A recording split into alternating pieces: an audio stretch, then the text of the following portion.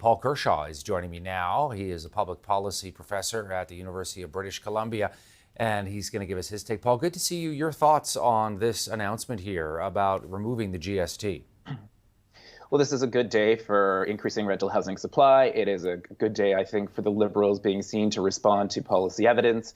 And we should be pleased that we are incentivizing the construction of new rental supply, but not relying on historically low interest rates to do that, because there's been a corollary damage of really low interest rates in previous years, which allowed people to be borrowing inexpensively and bidding up the price of homes that were already built. So we need to incentivize and make it cheaper to build new stuff, but we don't want our policies to inflate the value of what already exists. I also think this is actually an interesting day politically, especially when it comes on the heels of their announcement, yesterday, to using their accelerator fund in cities to incentivize municipalities to add new density urgently, because now the Liberals are kind of taking away from Pierre Poilievre really his only policy recommendation about how he is going to solve the housing affordability crisis. And I love to see this competition now between the Liberals and the Conservatives as they are trying to compete for showing that they are the most effective at addressing the housing situation. And I can't wait to hear what Mr. Poilievre is going to say next. Yeah, Paul, I mean, obviously the Conservatives have momentum right now because this is a big crisis and they're tapping into this sense that the federal government has not really, after 8 years, been able to properly deal with it or handle it. One of the big things Pierre Poilievre said last hour while he was in Vancouver making a big announcement on housing is the idea of trying to incentivize municipalities. Look, if you build more housing, you get more federal money. If you build less housing than your targets, we take money away.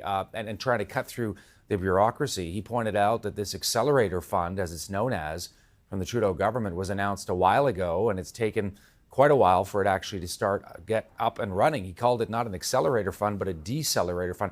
What do you make of that, trying to cut through the red tape to get housing built faster?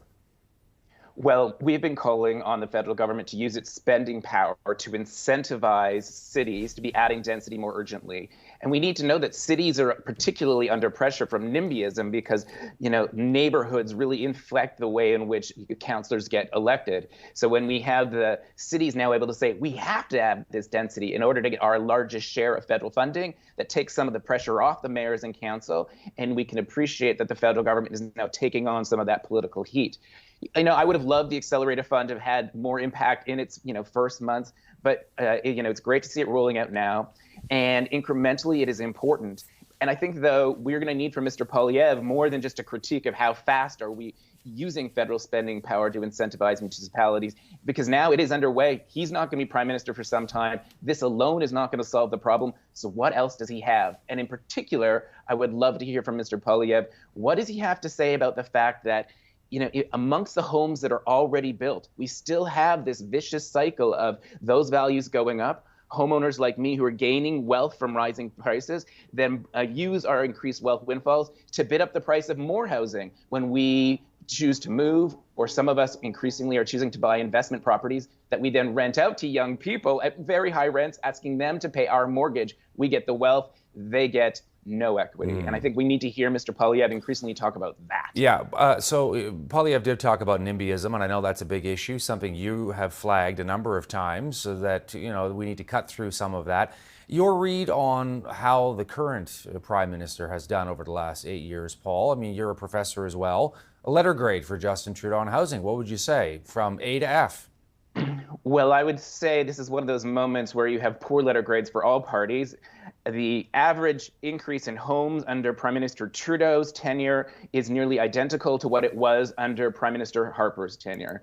And so we haven't had any political party, and I'll make this not even just federal, whether you're the Conservative government in Ontario, whether you're the NDP government in BC, the Liberal government in Ottawa, or the Conservative opposition, I don't hear yet any of those party leaders talking about how they want to break our country's addiction to high and rising home prices. Have you yet heard any of them say, our objective is to grow a thriving economy in which home prices stall? Until we hear that language, and then use all of our policy tools available to achieve that stalling, we are not going to restore affordability forever. Paul, good to see you as always. Thanks for weighing in today.